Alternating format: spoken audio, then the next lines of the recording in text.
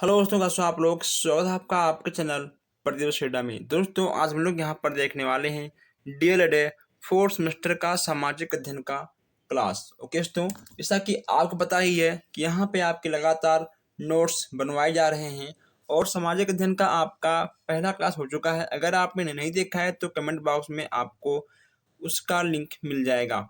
Okay दोस्तों, कुछ questions आपके बच गए थे, तो उस क्वेश्चंस को आज हम लोग यहाँ पर सेकंड क्लास में कवर करने वाले हैं। ओके दोस्तों, जो आपके क्वेश्चन बचे थे आज हम लोग सेकंड क्लास में कवर करने वाले हैं। अगर आप हर नोट्स अच्छे से बनाते हो तो आगे आने वाले प्रैक्टिस सेट में या फिर दोस्तों के सॉल्व पेपर में आपको कोई भी समस्या नहीं होने वाली है।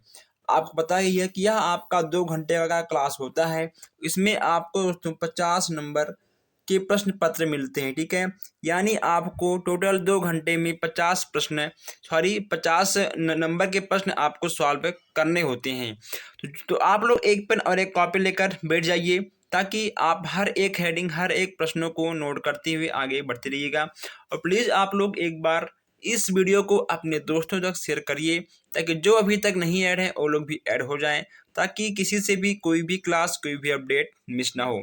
तो आइए हम लोग देखते हैं आज का पहला प्रश्न। दोस्तों, मैं आपको बता दूं कि जितने भी आपके प्रश्न यहाँ पर आपको मिलेंगे, जितने भी क्वेश्चंस आपको यहाँ पर कराए जा रहे हैं नोट्स के माध्यम से, तो वही सारे क्वेश्चंस आपके एग्जाम में आने वाले हैं। अगर बात करें आपकी बुक की, दोस्तों आपकी बुक में बहुत कुछ है, ठीक है, लेकिन जो चीज़ें आपको सीधा एग्जाम में देखने को मिलेगा, ठीक है, हर एक चीज़ यहाँ पे आपको जरूर मिलेगा। तो पहला यहाँ पे आपका है कि संयुक्त राष्ट्र संघ का गठन, अंग और कार्य के बारे में यहाँ पर बात किया जा रहा है।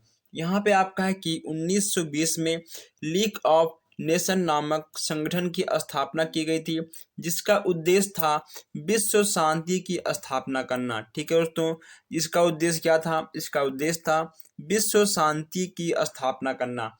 नेक्स्ट यहाँ पे आपको लिखना होगा, आप इसको पॉइंट में लिख सकते हो, पॉइंट नंबर 1, पॉइंट नंबर 2, 3, 4, 5, 6, ठीक है, ऐसे आप इसको पॉइंट में लिख सकते हो।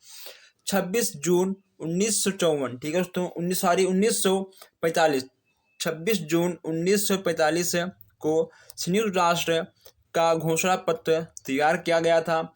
संयुक्त राष्ट्र का मुख्यालय कहाँ पे है? न्यूयॉर्क में है। दोस्तों कहाँ पे है आपका? न्यूयॉर्क में है, आप इसको भी नोट कर लीजिएगा। चलिए आगे बढ़ते हैं। अंतर्राष्ट्रीय न्यायालय में कुल कितने न्यायाधीश होते हैं? आप बताइए, पूछेगा आपसे कि अंतर्राष्ट्रीय न्यायालय में कुल कितने न्यायाधीश होते हैं। आपको लिखना होगा कि अंतर्राष्ट्रीय न्यायालय में कुल 15 न्यायाधीश होते हैं। ऐसे क्वेश्चंस आपके एग्जाम में आते हैं। जनगणना से भी प्रश्न आपके बन जाते हैं। जनगणना का महत्व क्या है? जनगणना, सबसे पहला जनगणना कब हुआ था? ओके दोस्तों, और इसमें महिला और पुरुष का सबसे पहले अनुपात क्या था? जब पहला जनगणना हुआ था उस टाइम महिला और पुरुष का अनुपात क्या था? ऐसे ही भी प्रश्न आपको देखने को मिल जाएंगे। ठीक है दोस्तों, यहाँ पर भी आपको मिलेंगे और आपके एग्जाम में भी देखने को मिल सकते हैं। अब देखिए दोस्तों, इसका आर्थिक महत्व तो है ही है, ठीक है, सामाजिक महत्व भी है और कहीं ना कहीं राजनीतिक महत्व भी है। अब ये दोस्तों तीनों आपको कैसे महत्व हैं आगे भी हम बात करने वाले हैं। यहाँ देखिए, आपको यहाँ पर थोड़ा मोस्ट इम्पोर्टेंट पॉइंट देखने को मिल जाएगा कि एक रिपोर्ट के अनुसार भारत में कुल 1652 मातृभाषाएं हैं। कुल कितने भाषाएं हैं भारत में? एक रिपोर्ट के अनुसार कुल 1652 मातृभाषाएं हैं, जबकि संविधान में 22 भाषाओं को राज्य भाषा की मान्यता प्रदान की गई है। कितने भाषाओं की? 22 भाषाओं की मान्यता प्रदान की गई है।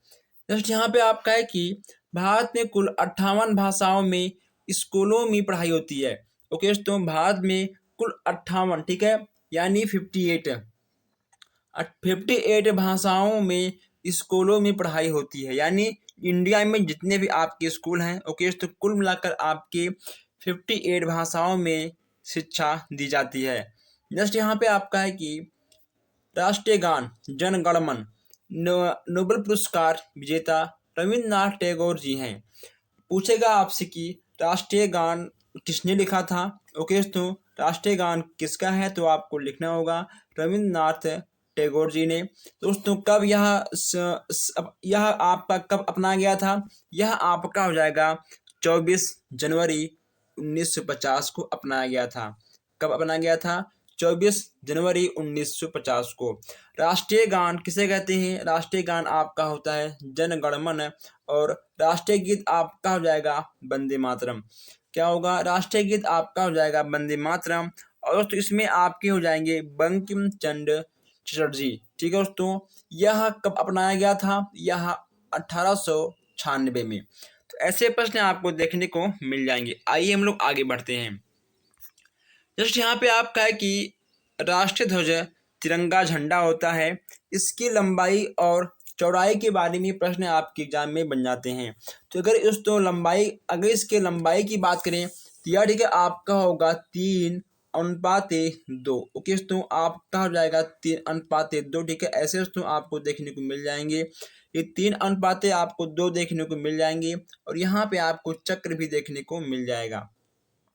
सबसे ऊपर आपका होता है केसरिया, मध्य में यानी बीच में आपका होता है सफेद, और सबसे नीचे आपका हो जाएगा हरा। ठीक है दोस्तों, ये चीजें यहाँ पे आपको देखने को मिल जाएंगी। नेक्स्ट यहाँ पे आपको देखने को मिल जाएगा आतंकवाद। ठीक है दोस्तों, मुख्यतः आतंकवाद आपके 3 प्रकार के होते हैं। आप इन तीनों को लिख लीजिएगा, यहाँ से भी प्रश्न आपके बन जाते हैं। अब दोस्तों यहाँ पे देखिए, ठीक है, यहाँ पे कुछ और क्वेश्चंस आपको अलग अलग देखने को मिल जाएंगे। भारत एक पंथ निरपेक्ष राज्य है। पूछेगा आपसे कि भारत किस प्रकार का राज्य है, आपको लिखना होगा कि भारत एक पंथ निरपेक्ष राज्य है। ओके दोस्तों, संप्रदाय के हितों की पूर्ति के लिए किया गया कार्य आपका क्या कहलाएगा? सांप्रदायिकता कहलाएगा। ठीक है, भारत में लिंगानुपात यहाँ से भी पूछ लेगा। दोस्तों अभी हमने आगे आपसे जनगणना की बात की गई थी ना, वही चीजें यहाँ पे आपको देखने को मिल जाएगा। भारत में लिंग अनुपात की बात की जा रही है। लिंग अनुपात का अर्थ है किसी क्षेत्र में प्रति 1000 पुरुषों पर महिलाओं की संख्या। ठीक है, 1000 पुरुषों पर महिलाओं की संख्या। और मैं आपको बता दूं, अगर आपसे पूछेगा कि 2011 में जो आपका जनगणना हुआ था उसमें महिला और पुरुष का अनुपात क्या था, पुरुष और महिला का अनुपात क्या था, तो दोस्तों इसमें ठीक है आपका हो जाएगा कि 1000 पे, ठीक है, 1 मिनट, इसमें आपका होगा 1000 पे दोस्तों आपके महिला कितनी थी? 943। ओके दोस्तों, यानी 1000 पुरुष, ठीक है, और 943 महिलाएं थी जब 2011 में पहला जनगणना हुआ था तब। ओके दोस्तों, और आगे बढ़ते हैं, यहाँ से भी प्रश्न आपके बनेंगे। इसके बाद यहाँ पे आपको देखने को मिल जाएगा भारत में गरीबी के कारण। आप दोस्तों बहुत कुछ इसके बारे में लिख पाओगे, जो हम यहाँ पे आपको लिखवा रहे हैं आप ये भी लिख सकते हो, और आप अपने मन से अलग से भी लिख सकते हो।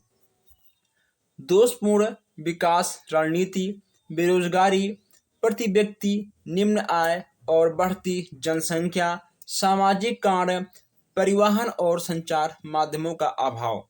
ओके दोस्तों, जब दोषपूर्ण विकास होगा तो कहीं ना कहीं गरीबी देखने को मिलेगा, और दोस्तों अगर बेरोजगारी होगा तब भी आपको यहाँ पर गरीबी देखने को मिलेगा।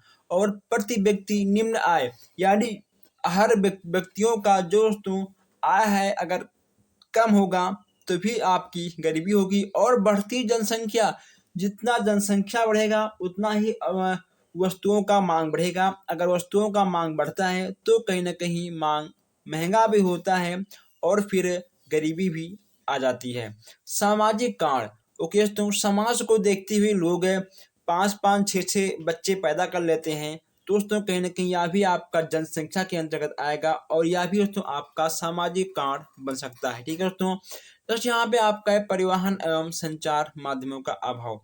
अगर परिवहन और संचार के माध्यम निम्न होंगे, अधिक नहीं होंगे, तो कहीं ना कहीं यहाँ पर भी आपकी हर चीज की पूर्ति नहीं होगी, और फिर गरीबी देखने को आपको मिल जाएगा। अब यहाँ बात करते हैं बेरोजगारी। बेरोजगारी आपको कितने प्रकार के होते हैं पूछेगा आपसे, तो आपको लिखना होगा कि बेरोजगारी 3 प्रकार के होते हैं। सॉरी दोस्तों, ठीक है, 2 प्रकार के होते हैं। कौन कौन से होते हैं? शहरी बेरोजगारी और ग्रामीण। ये आपको दोनों को लिखना होगा। जस्ट यहाँ पे आपका है कि भारत में बेरोजगारी के कारण, दोस्तों सेम चीज है आपका, जनसंख्या, कृषि पर बढ़ता दबाव, दोषपूर्ण शिक्षा, विकास की धीमी गति और पूंजी का अभाव। तो दोस्तों ये चीजें आपको लिखना होगा। आप अपने मन से, अपने एक्सपीरियंस से भी लिख सकते हो, ठीक है। ये कोई आवश्यक नहीं है कि आप लिखी लिखाई चीजों को लिखिए। यहाँ पर हम आपको हर एक चीजों का तरीका बता रहे हैं।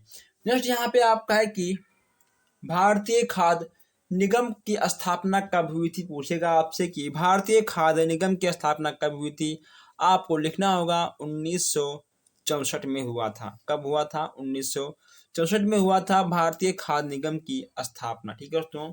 चलिए अब यहाँ बात करते हैं हम मध्याह्न भोजन।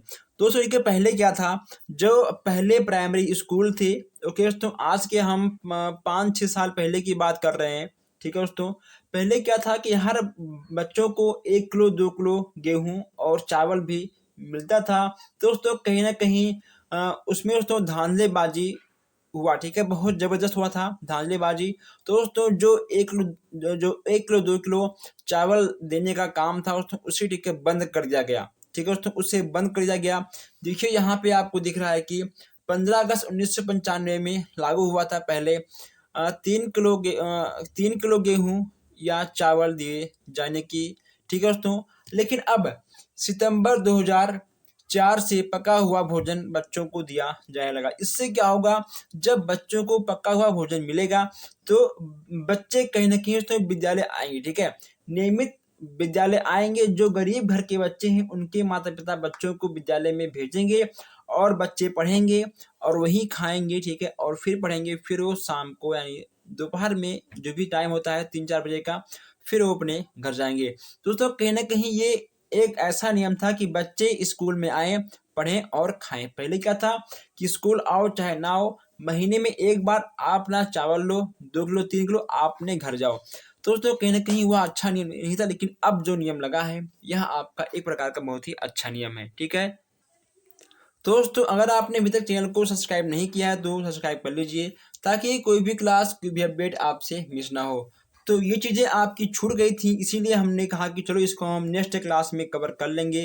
तो दोस्तों बस अब आपका कुछ भी नहीं छूटा है। अगर आपको कोई भी शंका से कोई शिकायत है किसी भी प्रश्न में, किसी अन्य प्रश्नों को लेकर, तो आप बेशक कमेंट करिए, व्हाट्सएप करिए।